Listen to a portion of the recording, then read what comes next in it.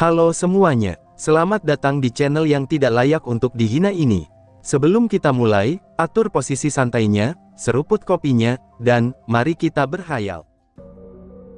Siapa juga yang akan percaya denganmu? Ucap Lin Sang dengan marah. Dulu juga begitu, dia meninggalkan alam elemen untuk 1 bulan bersama istrinya, dan juga istri dari Lin Fang. Tapi akhirnya, orang ini hanya bermalas-malasan di saat mereka tidak ada. Bahkan dia juga telah memukul beberapa tetua di kerajaannya, yang pada waktu itu meminta beberapa saran darinya. Namun yang lebih parahnya lagi, cucu laki-lakinya itu suka sekali membuat onar di setiap tempat hiburan. Bagaimana mungkin dia bisa percaya dengan kedua orang ini, jika mereka selalu membuat masalah? Bahkan dia pun tidak pernah mengharapkan, kalau anak laki-laki bungsunya ini untuk menggantikan kakaknya. Dia hanya dapat menghela nafas dengan berat, karena dia pun tahu kalau Lin Fang tidak pernah ingin menjadi penguasa alam elemen. Jika bukan karena nasihat Lin Dong, mungkin dia sudah menghilang ke beberapa tempat di alam langit. Bahkan mungkin saja dia tidak akan di sini seperti sekarang. Karena itulah, dia tidak terlalu memarahi atau menghukum Lin Fang sampai sekarang. "Ayah, biarkan aku yang mengawasi mereka," ucap suara wanita yang baru masuk ke dalam ruangan itu. Melihat wanita yang masuk itu, keduanya langsung merinding dan ketakutan. Baru saja mereka akan bebas dari sarang singa, tapi sekarang malah masuk ke dalam sarang singa betina. "Wah, menantuku yang baik, kamu sudah kembali rupanya," ucap Lin Sang sambil tersenyum. Maaf ayah, aku tidak melihatmu saat keluar dari pengasingan beberapa hari yang lalu," ucap istri dari Lin Fang, dan dia adalah Yu Yun. "Tidak masalah, bagaimana keadaan orang tuamu?" tanya Lin Sang dengan lembut. "Mereka baik-baik saja." "Oh iya, jika ayah ingin pergi, maka ayah bisa pergi. Serahkan saja dua orang bodoh ini padaku," ucap Yu Yun dengan wajah marah. Baru saja dia kembali, dan mendapatkan kabar kalau dua orang ini sedang bersenang-senang di tempat hiburan malam. Dia merasa sangat marah, karena suami dan anaknya ini suka membuat dirinya malu ini. "Istriku, kamu terlihat semakin cantik saja," ucap Lin Fang. Yu Yun tidak peduli kepada dua orang itu, lalu dia berbicara tentang masalah alam kehancuran yang dia dengar juga dari keluarganya. Menurut informasi yang dia dapat, kalau kaisar baru ini memiliki cara kepemimpinan yang sangat hebat, dan bisa dibilang juga dia sangat dicintai oleh rakyatnya. Lalu dia juga mendengar kalau pemuda itu juga belum berusia 100 tahun, tapi kekuatannya sudah sangat kuat jika dibandingkan dengan pemuda di alam langit. Karena bagaimanapun juga, usia segitu bisa dibilang masih kecil di alam langit. Tapi dia sudah mencapai alam dewa surgawi tingkat tinggi, yang berarti hanya bisa dikatakan kalau pemuda itu sangatlah jenius. Itu benar, jika dibandingkan Lin Dong dan juga Lin Fang, anak ini memang sangat jenius, ucap Lin Sang. Kedua anaknya juga jenius, karena Lin Dong berhasil menjadi dewa penguasa saat dia baru berumur 10.000 tahun. Sedangkan untuk Lin Fang, dia baru berumur 30.000 tahun untuk mencapai alam dewa penguasa. Tapi pemuda ini, hal ini membuat Lin Sang semakin penasaran dengan pemuda ini. Jadi dia memutuskan untuk berangkat ke alam kehancuran, dan sekaligus ingin bertemu dengan istrinya juga. Setelah berbicara, Lin Sang menyerahkan kedua orang itu kepada Yu Yun dengan tenang. Meskipun Yu Yun adalah menantunya, tapi kalau dalam hal memimpin, menantu perempuannya ini bisa dibilang luar biasa daripada yang lain. Jadi karena itulah, dia percaya dengan Yu Yun. Benar saja setelah Lin Sang keluar, jeritan kesedihan terdengar dari dalam ruangan itu.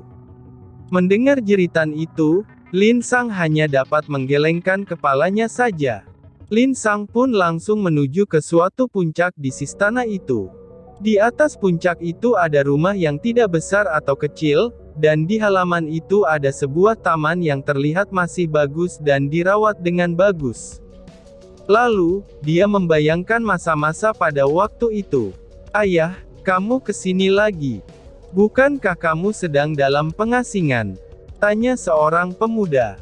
Yang mana pemuda itu adalah Lindong, dan Lindong terlihat duduk sambil menikmati teh di meja itu.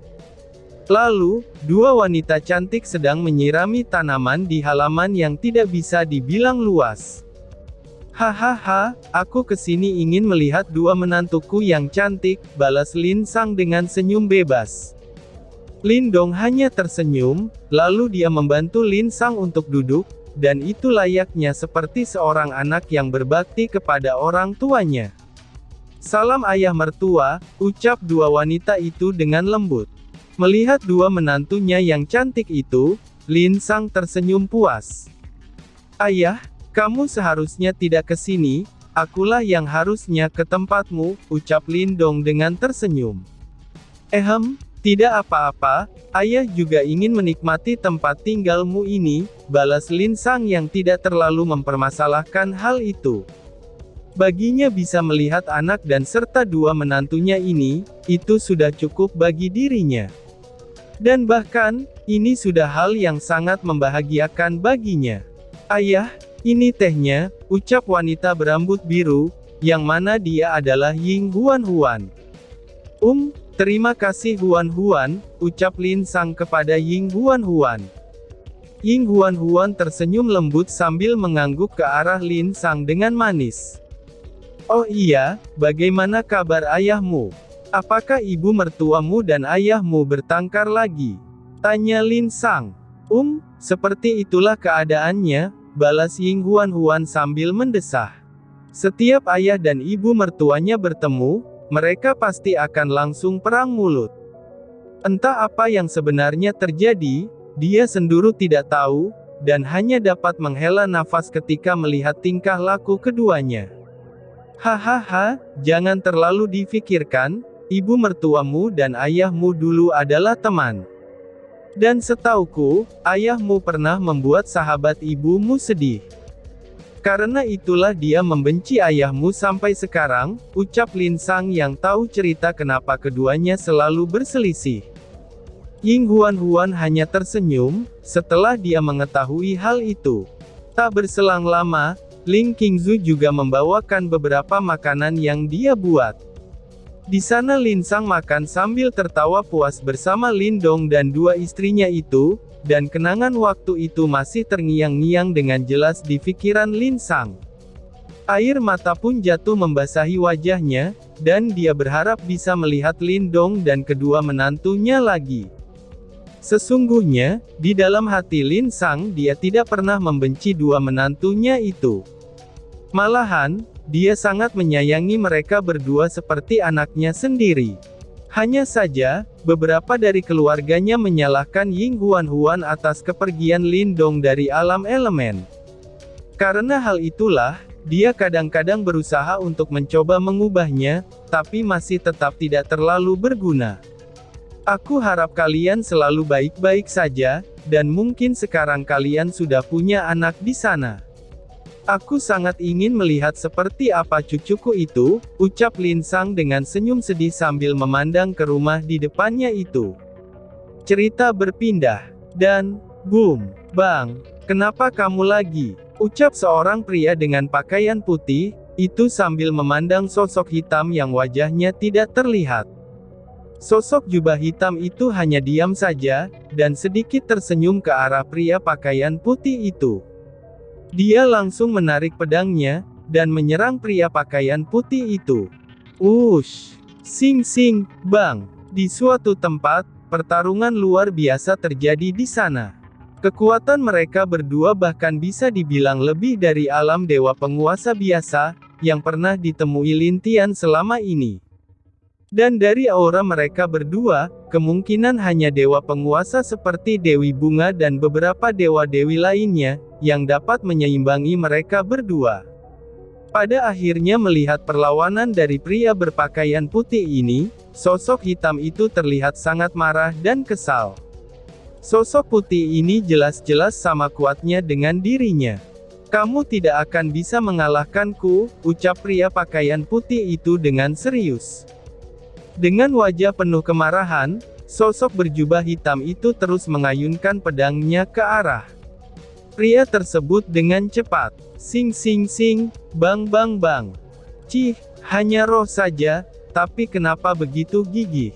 Ucap sosok berjubah hitam dengan sedikit marah. Pria pakaian putih itu hanya tersenyum, dan dia tidak menjawab perkataan sosok hitam tersebut. Di saat mereka berhenti saling menyerang, sosok hitam itu hanya menatap pria tersebut dengan sedikit kekesalan. Kamu tidak akan bisa membukanya, ucap pria berpakaian putih dengan tenang. Hahaha, meskipun sudah ratusan juta tahun berlalu, tapi masih tetap tidak bisa membukanya. Apakah kamu begitu keras kepala? Ucap sosok berpakaian hitam tersebut. Sosok berpakaian putih itu menggelengkan kepalanya, sambil menatap sosok berpakaian hitam tersebut. Dia sangat keras kepala, tapi itu dikarenakan sosok di depannya ini tidak pantas untuk membuka pintu ini. Apakah ini perintah Kaisar Langit? Ucap sosok berpakaian hitam itu dengan kesal. Hah, dia, apakah kamu pikir dia pantas untuk membuka pintu ini? Balas sosok pakaian putih itu dengan sedikit mengejek. Mendengar itu, wajah sosok berpakaian hitam itu berubah sangat jelek. Dia memang pernah mendengar kalau dulunya Kaisar Langit juga pernah menuju pintu ini, tapi dia diusir oleh penjaga pintu itu. Kapan pintu ini akan dibuka? Tanya sosok berpakaian hitam itu dengan serius. Jawabanku masih sama, apabila itu sudah waktunya, jawab sosok berpakaian putih itu dengan penuh senyum, sambil memandang sosok berpakaian hitam itu.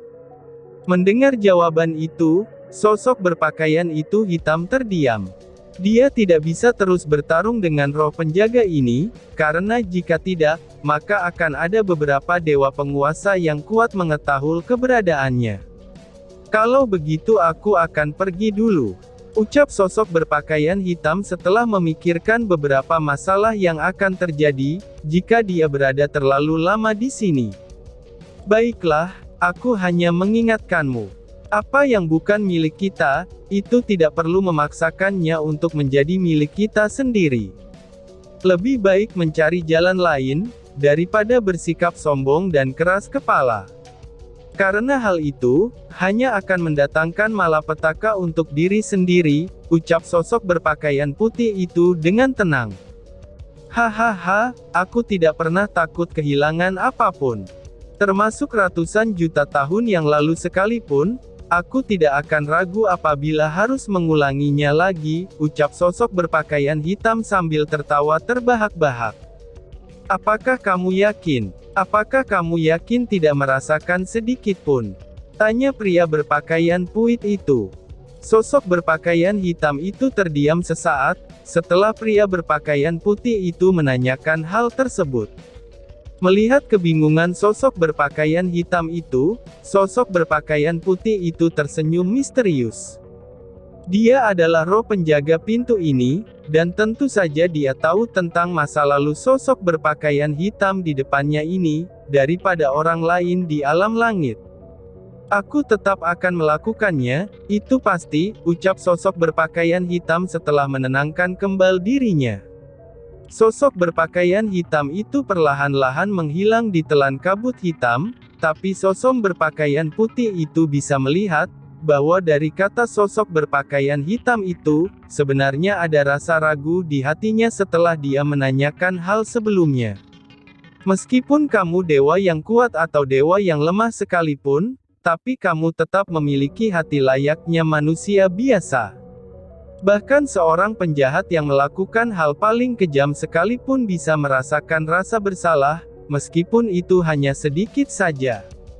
Apalagi kamu, ucap sosok berpakaian putih dengan senyum di wajahnya. Lalu perlahan-lahan sosok itu mulai terlihat transparan, dan kemudian hampir menghilang dari depan pintu putih itu. Tidak ada rasa sedih di matanya, ketika dia memandang pintu putih di depannya itu. Tapi ada senyum yang tenang serta bahagia di wajahnya, ketika memandang pintu putih itu.